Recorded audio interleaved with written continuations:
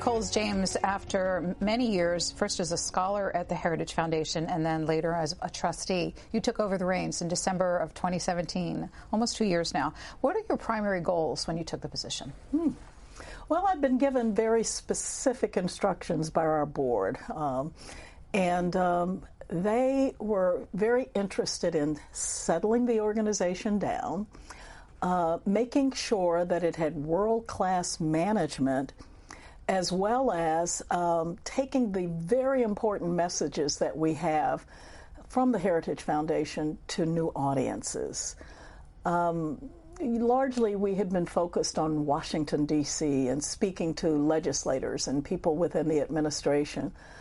But we really felt like our conservative message needed a voice within some demographics that we hadn't been particularly active in. We needed to talk to women. We needed to talk to minorities. We needed to talk to the youth of this country. Our conservative values are so important that we cannot ignore those constituencies with our message. We've got to win them. It's interesting because on your website you talk about the fact that 70% of your funding, which is about how much? What's your revenue this year? 90 million or so? Yeah, you can stay in that range and you'd be safe. All right, so about 70% of that comes from almost 500,000 individuals. Yeah. So it sounds like you're getting out of Washington. Well, we are, but we need to do even more. I think one of the strengths of the Heritage Foundation is that we are not associated with a university, so we don't have, that sort of pressure from the sort of established university to push us in one direction or another. We receive our donations from a wide swath of the American people, so we can largely be independent. We're not looking to any one major donor to please. We want to be known for our scholarship, for our research, for our data, our analysis. And so for that reason, I think it puts us in a very unique position to have that many people who are supporting the Heritage Foundation. How large is the staff and how many scholars? North of 100 scholars, and these are some of the most incredible scholars. The research, sometimes when I sit in meetings at the Heritage Foundation and I listen to, and it's largely a very young staff as well, to see these young people, I tell them they're scary smart as they put the time and the energy and the effort in. And the staff is somewhere around 300. We go up and down depending. So it's a large organization with a large mission, with a lot to do in these days. Well, throughout our history, it has been one of a number of think tanks along the ideological spectrum that we've covered regularly, which is why we wanted to introduce people to you and your role. You talk about, and the materials talk about, a set of principles called True North. What are they? Well, there's a lot of discussion within the conservative movement about what is a real conservative. The other thing that I noticed, having been in the position for a little bit, is that I would get telephone calls, not from people on the other side of the ideological spectrum, but very often from my own friends, people that I admire and respect and have known for years, that says, I know this may go against what your scholars are saying or your research is telling you or the data is saying, but this is such a good program. Could you let it slide? Would you not oppose this? Because it would do so much good. And I finally came to the conclusion that I needed a document that said, here are the principles upon which we stand. If you're going to call me and ask me to violate one of those principles, then I can save you a phone call, because it's just not going to happen.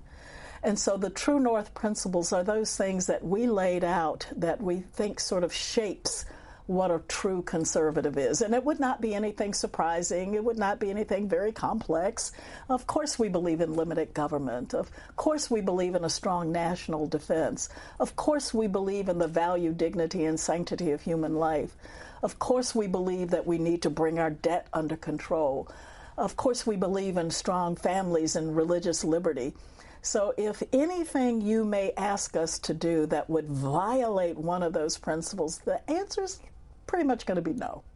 Well, on the budget, I'm wondering, because it has been a a strong position of heritage throughout its existence. But we learned last week from the Congressional Budget Office that the federal deficit next year is going to be close to $1 trillion. The public seems not to be expressing concern in the polls. Well, we are. What do you think is happening? We are at the Heritage Foundation. We are very concerned about the debt that we're leaving for generations ahead to pay. One of the nice things, and I want to make this distinction very early in our conversation because a lot of people just never ever get it. We are not an arm of either the Republican Party or the Trump administration. This is a conservative public policy think tank. And what that means by definition is when we see policy that we don't agree with, we call it. We call it out. And we do. And so, yes, we did in working with, the president. We are so grateful for so much of what he's done. But when we disagree, we don't hesitate to say so. What do you think is happening in this town that the public debt continues to rise at the rate that it does? Because I think our politicians on both sides of the aisle kick the can.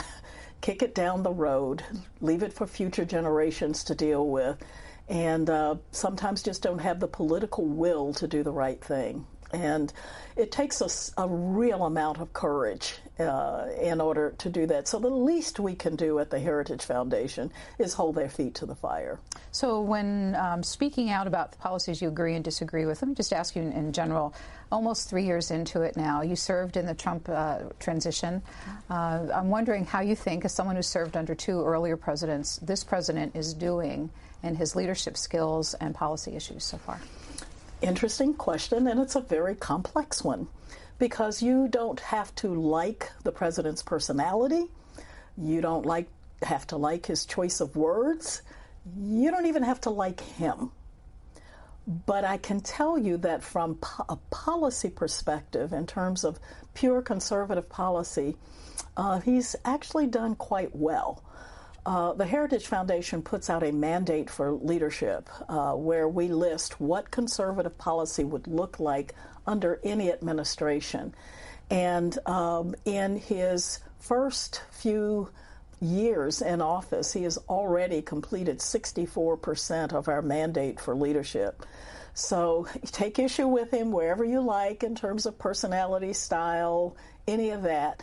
But if you want to look at some good, solid conservative policy that has been implemented, we are pleased when we look around this administration. Everybody is focused on the top of the pyramid, focused on the president. But when you look around this administration at some of the various levels in government, there are true patriots who've gone in to actually serve in government, and the sustaining work of government is going on. And we're very pleased about what we see coming out of this administration for the most part. What about the Heritage Action, political arm of the Heritage Foundation? What is your relationship? What can the two organizations do together and what can they not? Well, we are two separate organizations. They are, we like to think of them in terms of someone who really is out there putting teeth behind the policy that we promote at the Heritage Foundation. So just legally, they are allowed to do some things in terms of lobbying and with particular pieces of legislation that we just don't do.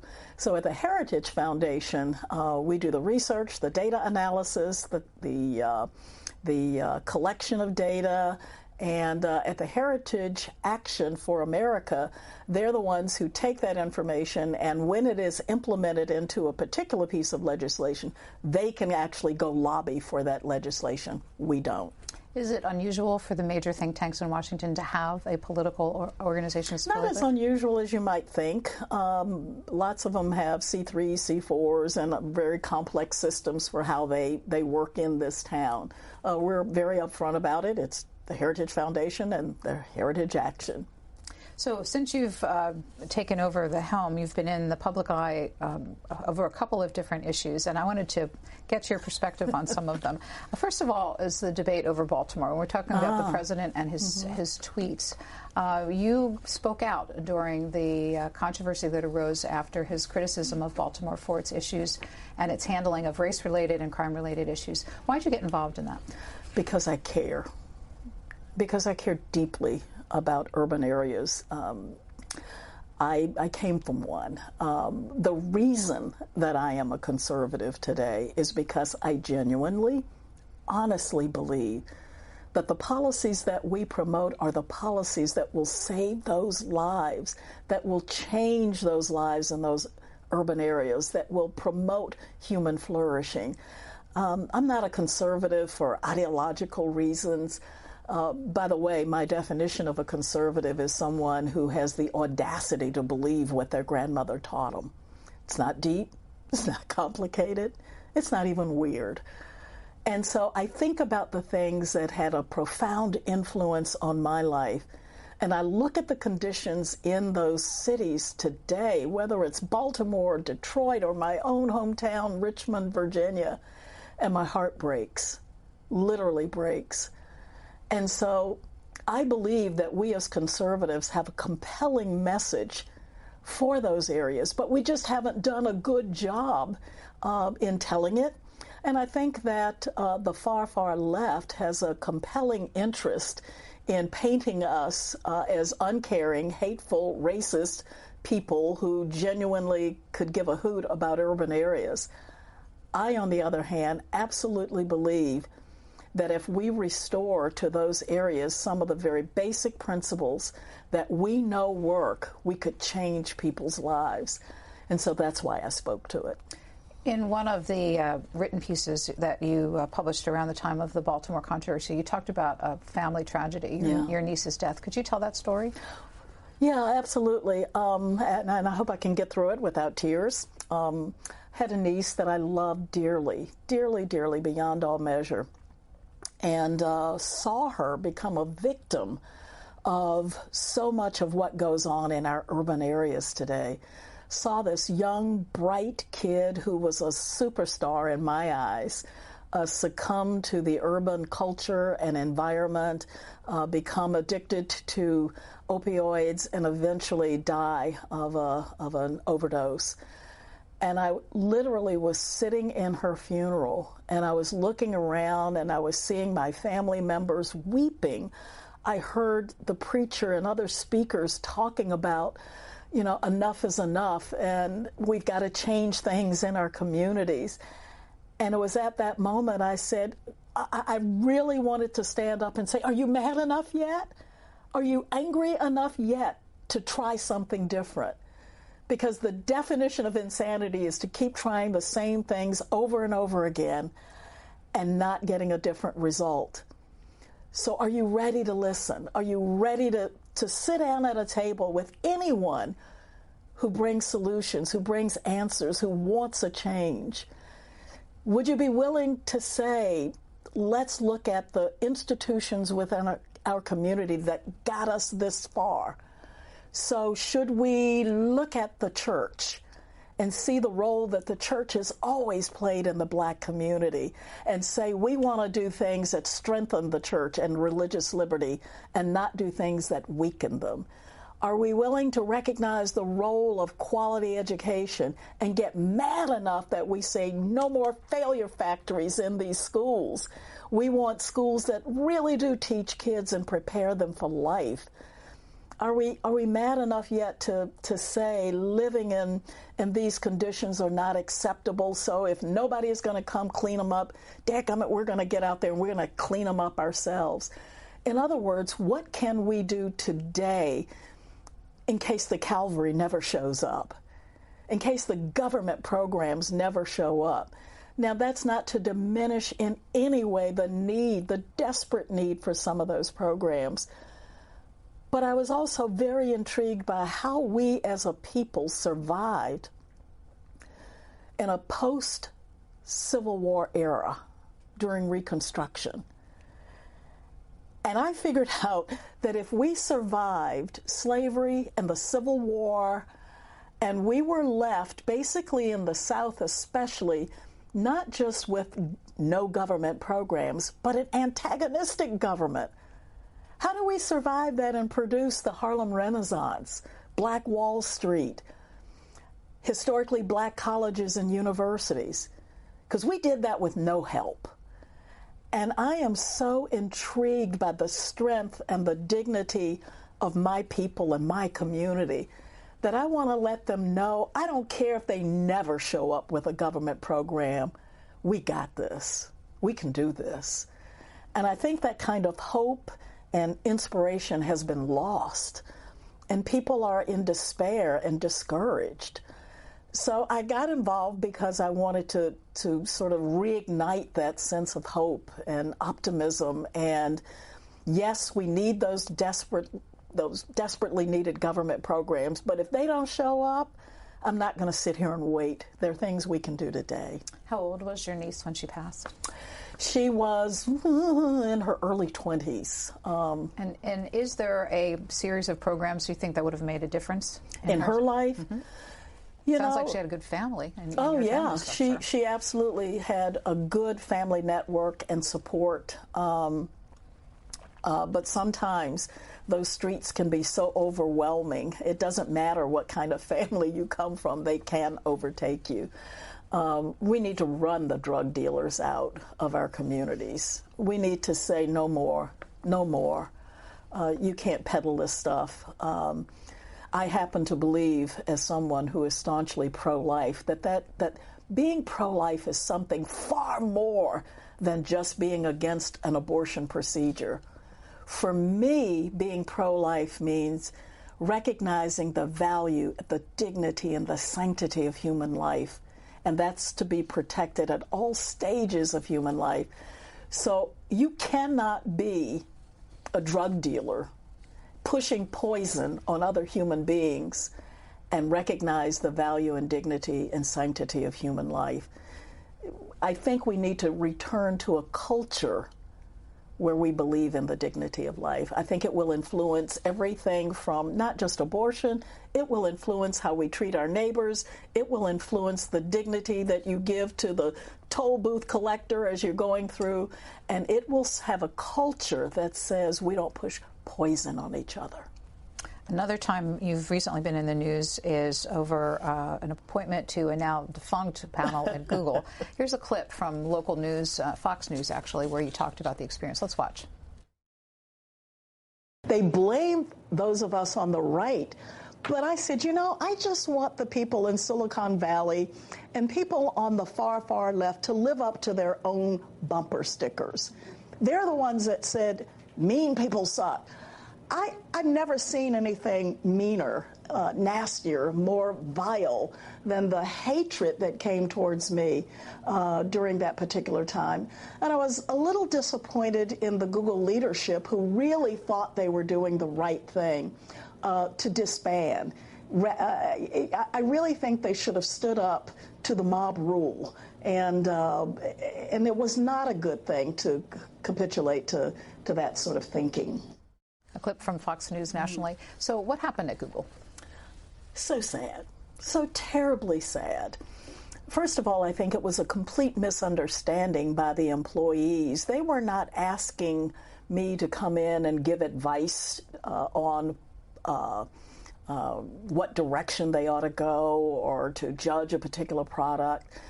I thought what they were doing was a very good business decision. They put together a diverse group of individuals who had different perspectives to say, we want to know, we're considering these options and we want to stress test them with people. What would people who think like you think about this? And I thought that was a very interesting question to ask and something that any good business would want to know. But what I really saw was a missed opportunity. I am so distressed at the tone of the debate, not just over Google. I mean, just this weekend, I had one of my all-time favorite movie stars. I watch Beaches and cry on a regular basis. I love Bette Midler.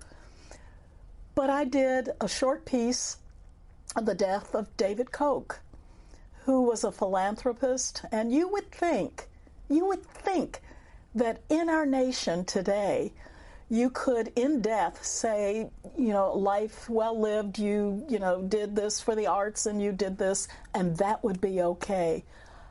And I had to wake up to Bette Midler saying F.K. James.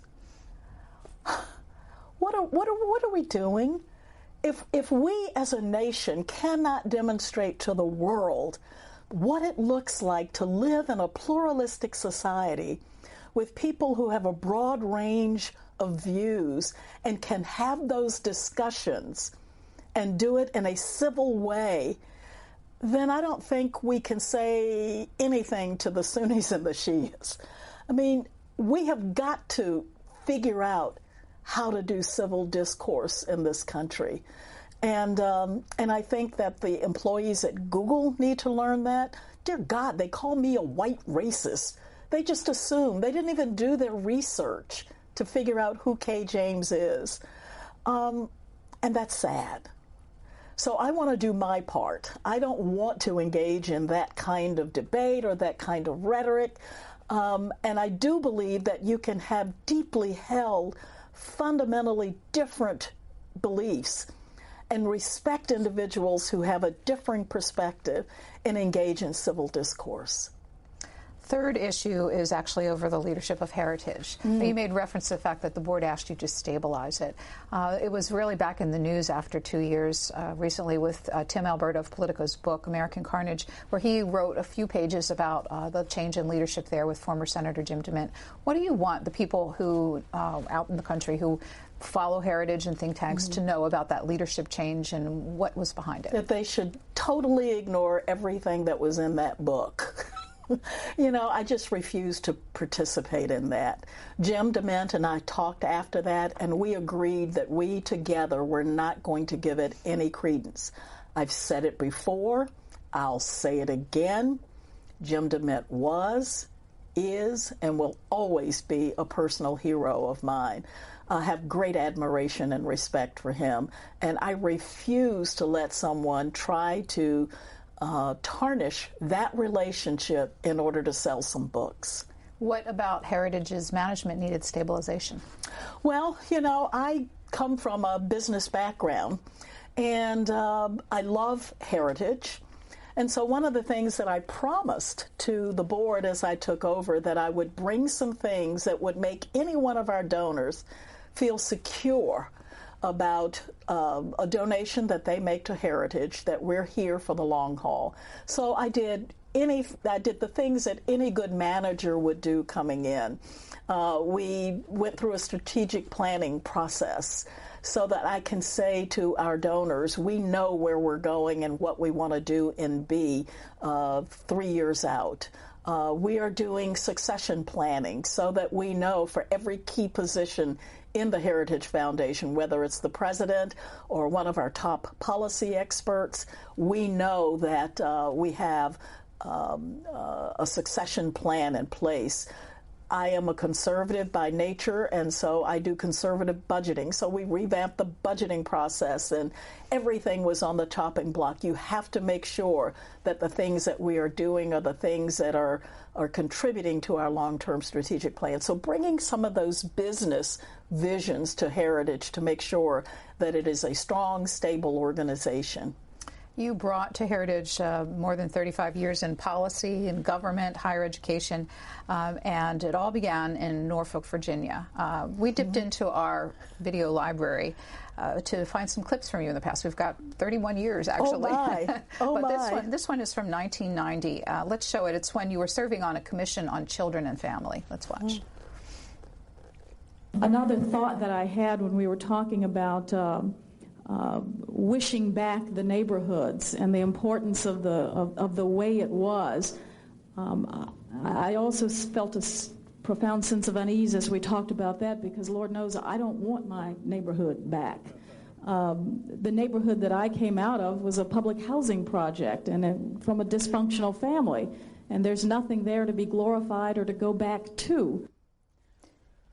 You told that story in a biography called Never Forget. It's the subtitle, Riveting Story of One Woman's Journey, from public housing to the corridors of power. You talk often about your biography when you're speaking to audiences. Tell me a capsule version of what you went through and how it shaped who you are today. Welfare mother, alcoholic father, born on a kitchen table, Portsmouth, Virginia. And I think that my story is not unique at all. it is a quintessentially American story that defies race, because I have friends, who are black, who are white, who are Latino, who all share this story. This story which I think makes us all love this country so much. Coming out of that, what happened? How did you make the journey from that to where we are today? Well, the first of all was a family that pulled together. My mom had 6 kids. Her sisters divided the kids up and helped her. So that was the first Department of Health and Human Resources, was the family. Where was your father? Largely absent. My father suffered under the debilitating disease of alcoholism, and I think because of that, he had so many hopes and dreams that were dashed. I, as an adult, understand a little bit better what may have caused him to desert his family the way he did, not to excuse it, but to understand it a little better. So the family pulled together. I went to live with an aunt and uncle who had a very middle-class background. Didn't need the United Negro College Fund to tell me a mind was a terrible thing to waste. That was sort of a mantra in our family. So education was key. It was critical. That was the ticket out. I was a part of the class of students that helped to integrate the schools in the South, so went through all of that. Having come out of that, I wanted the peace and the comfort and the security of going to a historically black college and university, and had the privilege of being educated at Hampton University in Hampton, Virginia, and went there and felt that security, felt that warmth, felt that love. I'm a big advocate of HBCUs for that reason. I understand the role that they can play. Every kid doesn't need it. I did. Coming out of that experience, my uncle who was raising me said, you can get married the day after college, but not one day before. You will get educated. You will get the tools you need for life. Can I interrupt you? Yes. Any of your brothers go to college? No. I was the only one who had that opportunity. And is that because of your aunt and uncle? Yes. They, one or two of them may have had some college courses, but none ever actually were able to complete them. And boy, did they succeed in spite of that. And oh my gosh, my mother is my hero. And I wish that every urban mother could know the tenacity, could know what putting your kids' education as a key to their survival, who would know what it means to your kid to say, we may be poor, but we'll never be dirty, who says good manners will get you places that open doors for you that others will never have open. So my mother poured all of that stuff into me. The other mother that I admire like that, of course, is Ben Carson's mother, when you hear his story. And I think my story and Ben Carson's story are largely irrelevant. I want somebody to tell their stories, because I think it would be an encouragement to the mothers who live in those neighborhoods. When along that path did you decide you were a conservative, and were you a conservative at Hampton? I've always been a conservative. I just didn't know I was. And I didn't know I was a conservative until a reporter told me I was. Absolutely true story. I was in Pennsylvania. I had just done a speech, and the reporter said something to me about being a conservative. I went, oh, dear God, no, I'm not one of those. What would make you say that? And he went through the list of because my view of a conservative was an old, angry, white male who may have had some racist tendencies, and I wanted nothing to do with that. That's not who I was. And that's not who conservatives are either, by the way, but that's the picture that had been painted. And when he began to describe the things that conservatives believe, it was like, I guess I am. And so there was no conversion where I wasn't a conservative and then I was. And I absolutely believe that a great many people in this country share conservative values, but they don't want to carry that moniker because of how it has been defined today. No one wants to be defined as racist. No one wants to be defined as angry and bitter. No one wants to be defined as lacking in compassion. So I think we have to show a different face of who a conservative is and let people know that you share our values. You are a conservative. Conservative values work. I tell Bernie Sanders voters all the time, I defy you to say you care more about poor people than I do, because you don't. I defy you to say you care more about access to health care than I do, because you don't. I defy you to say you care more about educating poor kids than I do, because you don't. But we have very different solutions about how to get there. So could we just agree to be solutionists, people who want to solve problems? And if your ideas don't work, do we have to keep doing them over and over again? Can we really just do things that work and that will contribute to human flourishing? What was your pathway from Hampton? And by the way, were you involved in politics at all as a college student? I am so non-political. No. Yes, no. It was the Vietnam War era. You were not involved? Nope. So what was your pathway from Hampton into the national policy arena?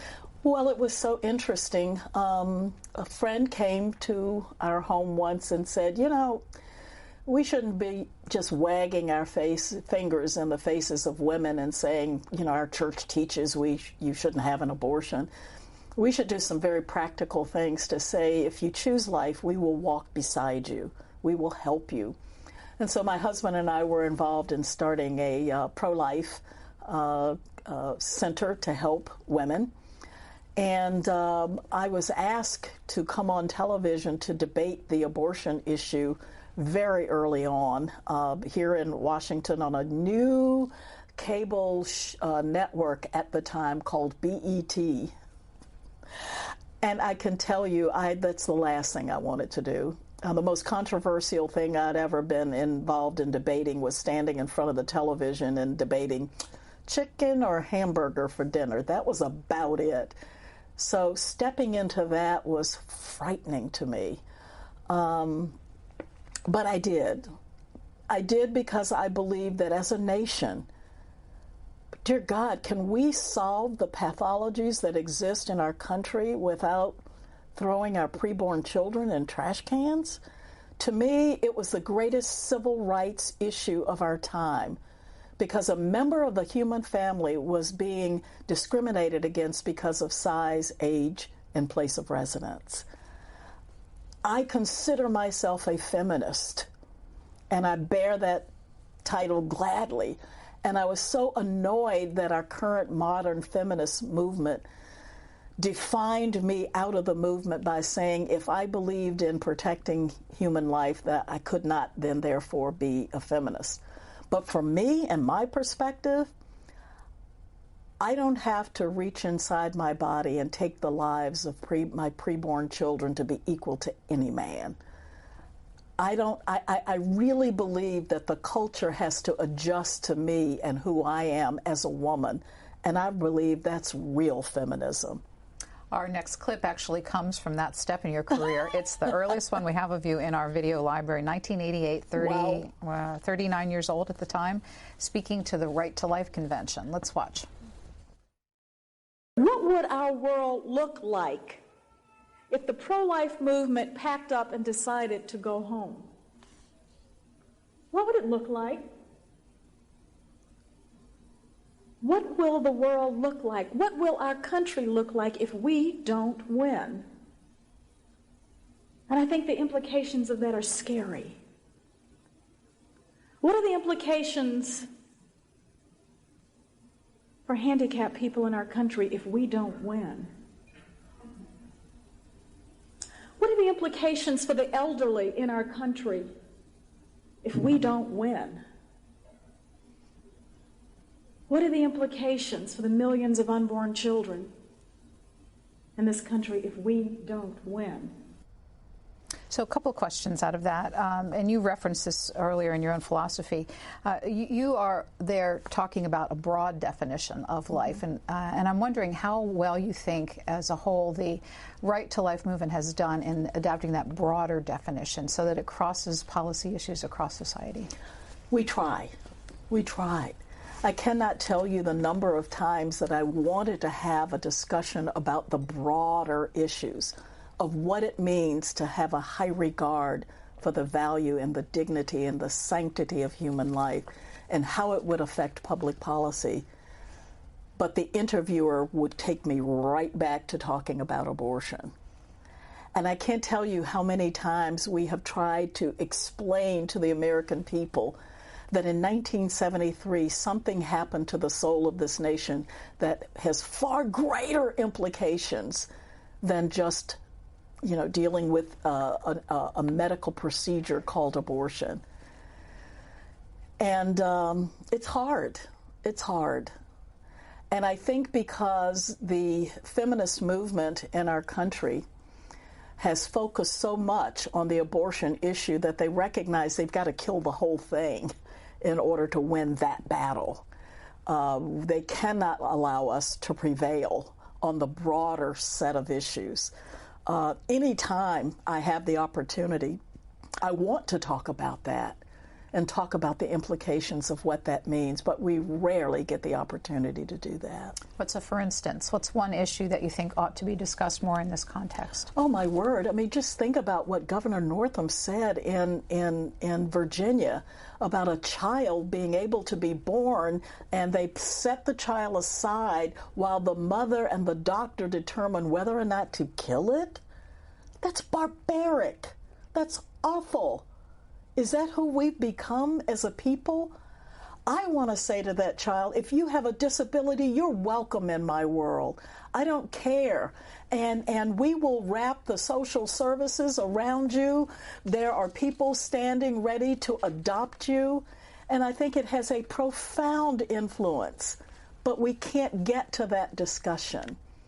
I don't think old people have a duty to die.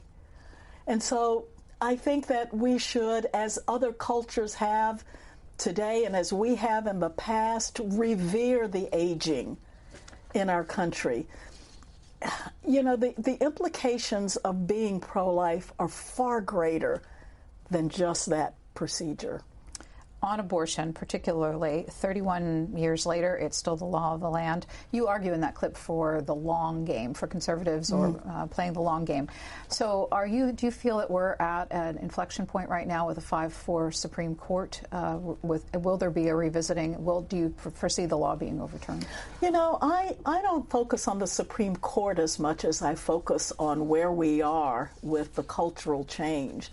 More and more young people are recognizing that they don't adopt a pro-abortion philosophy or stance. I think that what's more rewarding to me is to win the cultural debate rather than just winning the Supreme Court debate. Because the reality is that can shift back and forth depending on who the judges are and what that means. I want to see our country say that we welcome, we revere life. We will not solve the problems in our country by killing our children. I want to see us say to those individuals in our country who may be handicapped or disabled or old, or that you're welcome in our world. In that event, we didn't have time to show it, but you introduced 3 at the time pretty small children.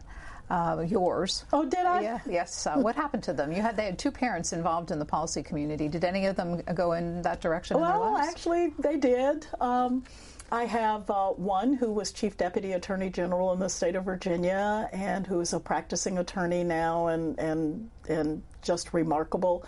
I have a daughter who was involved in government and politics for a while, but is now a full-time stay-at-home mom raising 3 children of her own. And then I have a younger son who is one of the most complex individuals you will ever see in your life. He at some points is as conservative as I, and at another point is leading the resist movement here in Washington. I mean, he's all over the place, but boy, smart as a whip and keeps me in check. Next stop is Bush 41 administration, where you worked under the HHS Secretary Sullivan. Let's show you a clip from that period, and we'll come back and talk about it. Well, you see, someone was debating this issue with me the other day, and they said, well, what about the fact that there may be low unemployment in a portion of the state, and the circumstances are that there are no jobs there? And I said, well, what are you telling me? Well, then I think the states should support them. I said, can we just end this conversation right here by saying I'm a capitalist, you're a socialist? Because you see, what you're saying to me is, now mind you, we're only talking about able-bodied people. That if you're able-bodied and of sound mind and can't find a job in 3 years, you still want me to take care of you. I don't think so. Oh, my word. Can we just talk about the glasses and the hair for a minute? That's the downside of all these years in the library, I can promise from my own experience. Yes. But actually, I have to go back and reintroduce this. This is actually a bit later, after you left government and went to work for the governor of Virginia as Secretary yourself of Health and Human Resources. Now, I was interested in that clip for a couple of reasons. Okay. First of all, right now, again, we're hearing the word socialist being bandied about in our political debate. What does that distinction, socialist versus capitalist, mean to you? Sure. Well, as I think about the people that I care about and the lives that I want to change and the improvements that I want to see in human flourishing, the form of the economic system where that happens the best anywhere on the planet is under a capitalist system. Socialism has never, ever worked anywhere. And when you look at how people are suffering now all over the world under these socialist regimes, I didn't realize how prophetic I was actually being in that clip right then. I just think it's important for us to recognize what works, what doesn't, and be bold enough to say, we're going to go with where the research, data, and analysis takes us. Question, though, you talked about 3 years for government programs, and then people should be able to find their way off. This happened 1994, before NAFTA went into place, which caused displacement, before the 2008 financial crisis, before the digital revolution really eliminated a number of jobs. Do you feel still the same way at 3 years and you've got to find your place in society, or have things changed? Things have changed dramatically for the good. When you look at the economy that we're operating in today, if you can't find a job in this environment, one of the things, black unemployment in any category today is better than it's ever been. Let that sink in for a minute. And so even with all of what you listed, we're better off today than we ever have been economically as a country. And so, yes, maybe it shouldn't be 3 years, maybe it should be less. But at the end of the day, we as Americans are some of the most compassionate people, caring people. We want to be there and help. If we have a neighbor in trouble, we show up. That's who we are. But if you are able-bodied, can work, and just simply say, either that's okay, I'll just take my government check every month, or I don't want to work, makes no sense to me. There are too many people out there who genuinely need our programs. And see, that's one of the things that people often misinterpret about those of us who are conservatives. One of the reasons I want to reform entitlement programs is because if we don't restructure them, they will fall under their own weight, and the very people who need them, those programs won't be there for. So I think we must look at reforming our entitlement programs and how we administer them so that they will be there for the people who desperately need them. 1999, you left government and went to Regent University to serve as a dean. Our next clip is from when you were in that period of your life, but not in that capacity. Or in this case, you're serving on a government commission on gambling, I believe it is. Yeah, let's watch. And I think that this commission, and indeed the commissioners themselves, have advanced before the American people something far more important than just a document, just a report, as important as it is. I don't think that it should be overlooked that their contribution to the American public policy process has been to demonstrate to those who sometimes in this town seem incapable of doing it what it looks like when people of character and goodwill and integrity come together determined to stay at the table and do some good for the American public. So back in 1999, you were talking about the ability to work together. It seems like it's only gotten worse since then. So what's happening? Do you think that people can't come to the table and work out solutions? That was one of the biggest challenges of my life. On that commission, I had CEOs of casinos and people who were very much against gambling in any form. And from the very beginning, the press surrounding that was horrific. I mean, I'd go home and get in a fetal position and suck my finger every night. It was just that bad, but determined to stick to it. And someone said, how are you going to fix this? How are you going to solve this problem? And I said, I'm just going to be me. I'm going to continue to push people to have conversation. And do you know what the icebreaker was on that commission? And I think if you ask any of the commissioners what really did it, I invited them all over to my house for dinner and told them they couldn't talk about anything but their personal lives and family. Because it's harder to be that rude and that nasty and that mean when you know that someone that you're sitting across the table from is struggling with a wife who's sick or a kid who is in severe trouble. And so, you know, I think applying some of those things, and I was so pleased with, by the time we got to the end of that commission,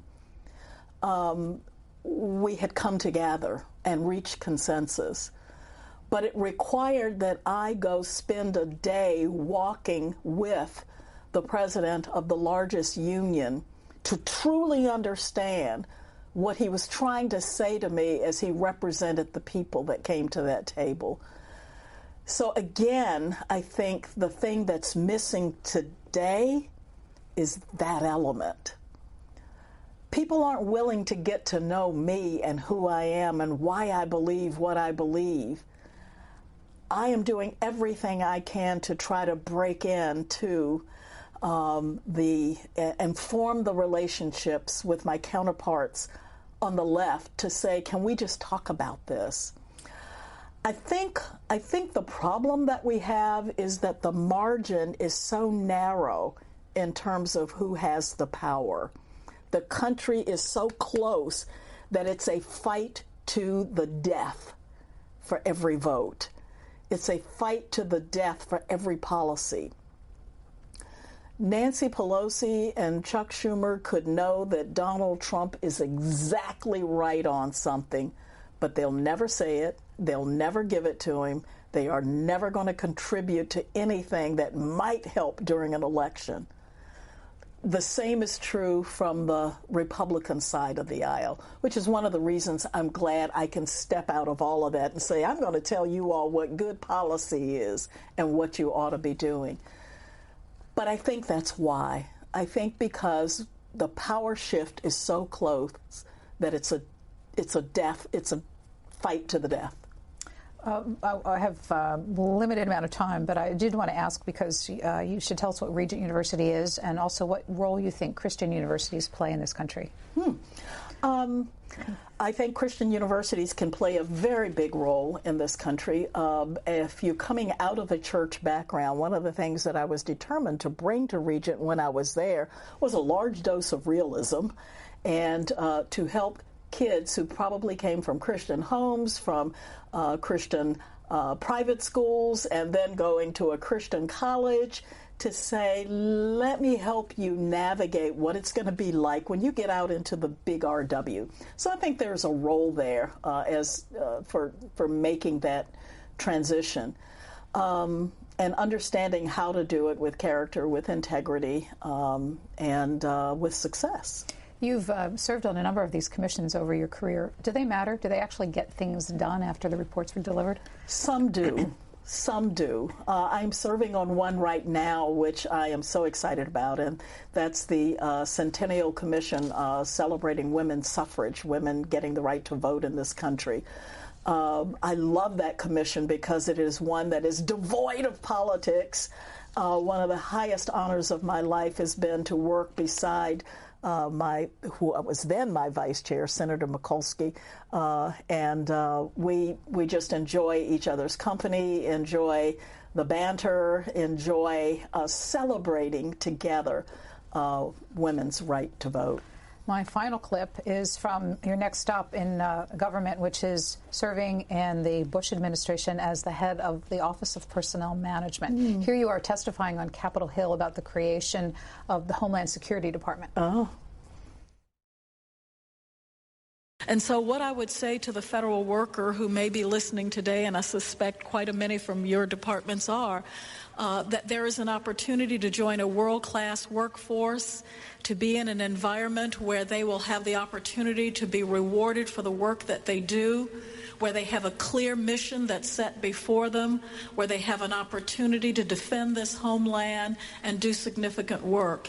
I think it's a tremendous opportunity, and knowing the federal worker as I do, I am confident that they will step up to the plate to do that and do it with vigor and enthusiasm. So a couple of questions. You're a small government person. The government grew quite a lot after 9/11. Is that a good thing? No, it is not a good thing. I was hoping, as we formed the Department of Homeland Security, that there would be some economies of scale where we could shrink government as a result of that. One of the things we often learn about government is the government typically does not go in that direction.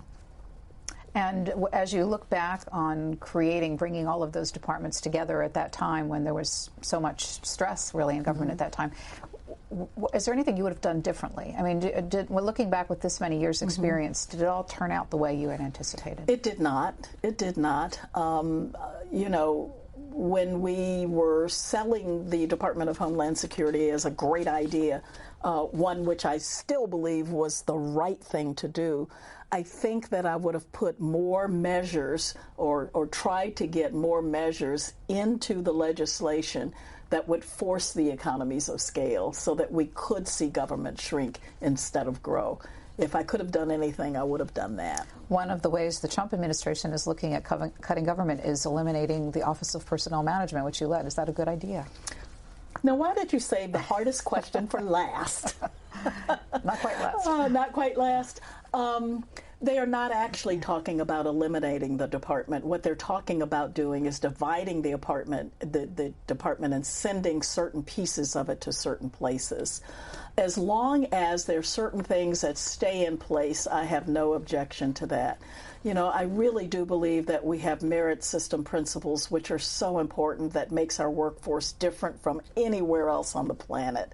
I really do believe that veterans' preference is so important.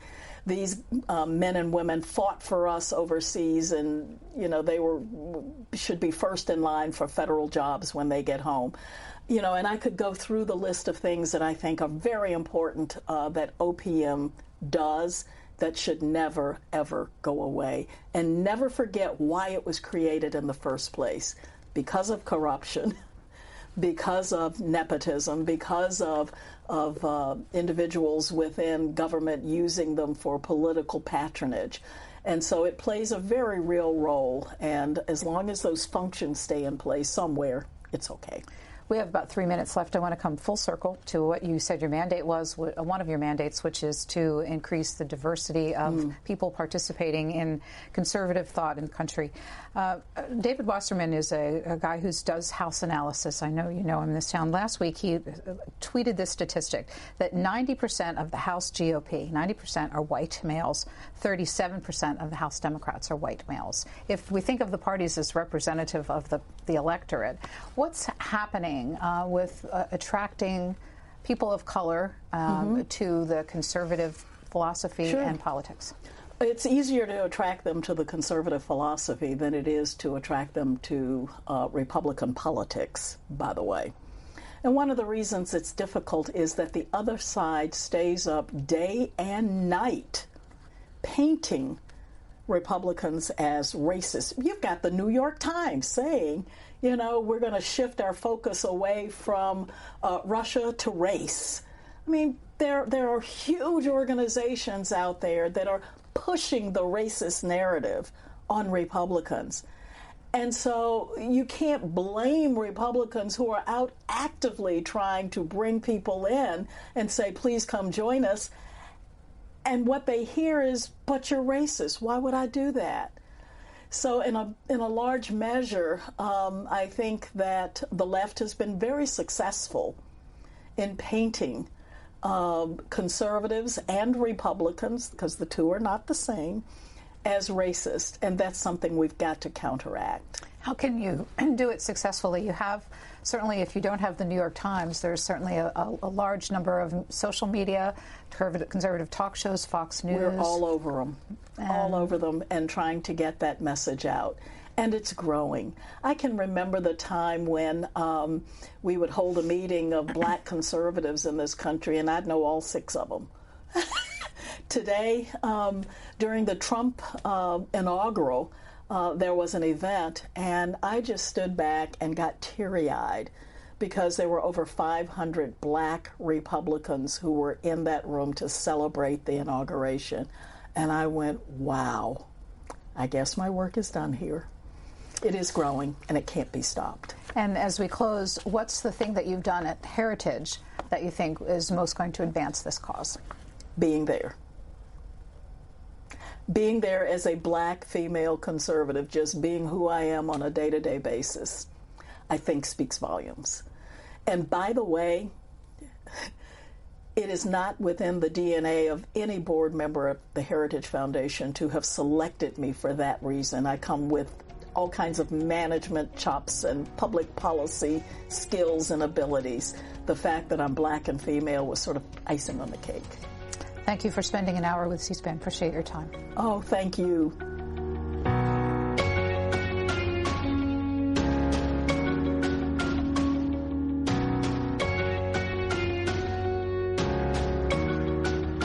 All Q&A programs are available on our website or as a podcast at cspan.org.